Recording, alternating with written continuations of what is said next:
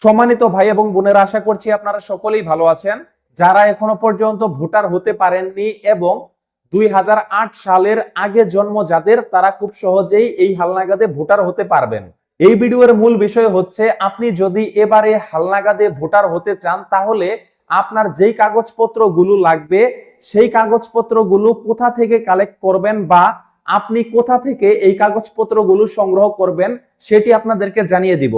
ভিডিওটির বাকি অংশে যাওয়ার আগে বলতে চাই, এটি হচ্ছে আমার নতুন ইউটিউব চ্যানেল। আমি আশা করব আপনারা চ্যানেলটি সাবস্ক্রাইব করবেন এবং ভিডিওটিতে অবশ্যই একটি লাইক দিবেন। চলুন দেখে আসি কি কি কাগজপত্র লাগবে এবং এই কাগজপত্রগুলো আপনারা কোথা থেকে সংগ্রহ করবেন।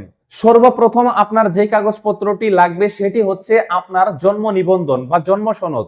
এই জন্ম সনদটি অবশ্যই অনলাইন জন্ম সনদ হতে হবে এবং আপনারা জানেন যে এই জন্ম সনদে 17 ডিজিটের একটি সংখ্যা দেয়া থাকে, এটি অবশ্যই আপনাদের লাগবে। আমি আশা করি আপনাদের সবারই জন্ম সনদ রয়েছে বা জন্ম নিবন্ধন রয়েছে। যদি আপনার জন্ম নিবন্ধনটি পুরনো হয়ে থাকে বা হাতে লেখা জন্ম নিবন্ধন হয়ে থাকে, সেক্ষেত্রে আপনি যদি পৌরসভার অধিবাসী হয়ে থাকেন তাহলে পৌরসভায় যাবেন এবং আপনি যদি ইউনিয়ন পরিষদের বাসিন্দা হয়ে থাকেন তাহলে ইউনিয়ন পরিষদে গেলেই আপনার পুরনো হাতে লেখা জন্ম নিবন্ধনটি ডিজিটাল বা অনলাইন করে দিবে। আশা করি আপনারা বুঝতে পেরেছেন এই জন্ম নিবন্ধনটি কিভাবে কোথা থেকে ডিজিটাল বা অনলাইন করবেন। 2 নম্বরে আপনার যে কাগজপত্রটি লাগবে সেটি হচ্ছে জাতীয়তা বা নাগরিকত্ব সনদপত্র, যেটাকে আমরা বলে থাকি নাগরিক সনদপত্র। এই নাগরিক সনদপত্র অনেকেই জানেন না যে কোথা থেকে সংগ্রহ করব। এই নাগরিক সনদপত্র মূলত আপনাদেরকে দেয়া হবে পৌরসভা থেকে বা সিটি কর্পোরেশন থেকে। সিটি কর্পোরেশনের কাউন্সিলর বা পৌরসভার কাউন্সিলর যারা আছেন তাদের কাছে এই নাগরিক সনদপত্র থাকে। সেটি শুধুমাত্র কলম দিয়ে আপনার নাম, আপনার এলাকা, আপনার পিতার নাম, মাতার নাম লিখে আপনাকে দিয়ে দিবে। সেটি হচ্ছে আপনার নাগরিক সনদপত্র। এনআইডি কার্ড করার সময় এটি লাগে, কারণ আপনি যে ইউনিয়ন পরিষদ বা পৌরসভার নাগরিক সেটির প্রমাণপত্র হচ্ছে নাগরিক সনদপত্র। বা আপনি যদি গ্রামের প্রত্যন্ত অঞ্চলে বসবাস করে থাকেন তাহলে আপনার ওয়ার্ডের যে মেম্বার থাকবে তার কাছ থেকে নাগরিক সনদপত্র নিতে পারবেন।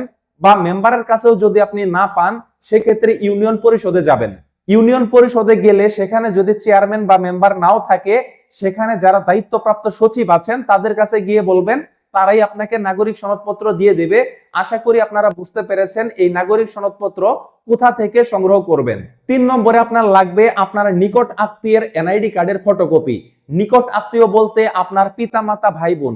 আপনার পিতামাতা যদি থাকে তাহলে পিতামাতার এনআইডি কার্ডের ফটোকপি অবশ্যই আপনাদের কাছে আছে। যদি পিতামাতার এনআইডি কার্ড না থাকে তাহলে ভাই বোনের এনআইডি কার্ড অবশ্যই আছে, সেটির ফটোকপি দিবেন। তারপর যেটি আপনাদের লাগবে সেটি হচ্ছে এসএসসি, এইচএসসি বা সর্বনিম্ন 8ম শ্রেণী পাশের সনদপত্র। আপনি যদি মাদ্রাসা লাইনে পড়ে থাকেন তাহলে আপনার যদি দাখিল সার্টিফিকেট থেকে থাকে সেটি হলেই আপনি এনআইডি কার্ডের জন্য ফর্ম পূরণ করে আবেদন করতে পারবেন এই হালনাগাদে। এখন আপনাদের যদি সার্টিফিকেট না থাকে তারপরেও আপনি এনআইডি কার্ড করতে পারবেন। এটি প্রযোজ্য ক্ষেত্রে, আপনি শিক্ষিত হলে দিবেন, না হলে দিবেন না, বেশ। তারপর যে কাগজপত্র যেটি লাগে সেটি হচ্ছে ইউটিলিটি বিলের কপি। এটি আপনারা কিভাবে পাবেন? ইউটিলিটি বিল বলতে কি বোঝায় জানেন?